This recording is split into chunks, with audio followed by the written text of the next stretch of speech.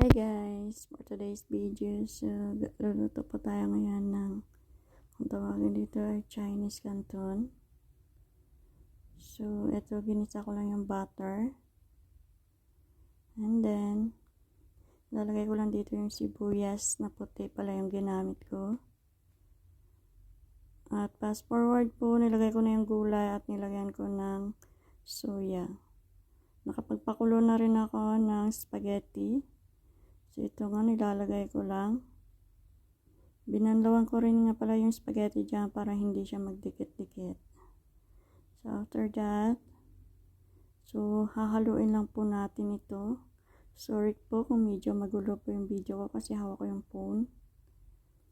So, hahaluin lang natin ito hanggang sa mag-combine together. Dito na nga, pagkatapos kong i-mekos-mekos. So, nag-add nga din pala ako dito ng soya. Kasi parang malabnaw po siya. Ito po ngayon ang aming tanghalian. Ang tawag naman to sa Pinas ay parang canton.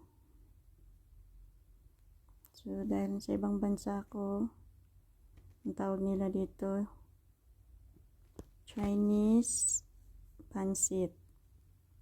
Ewan ko kung ganun nga yun. So, imikos-mikos lang natin maigi para mag-combine po sila.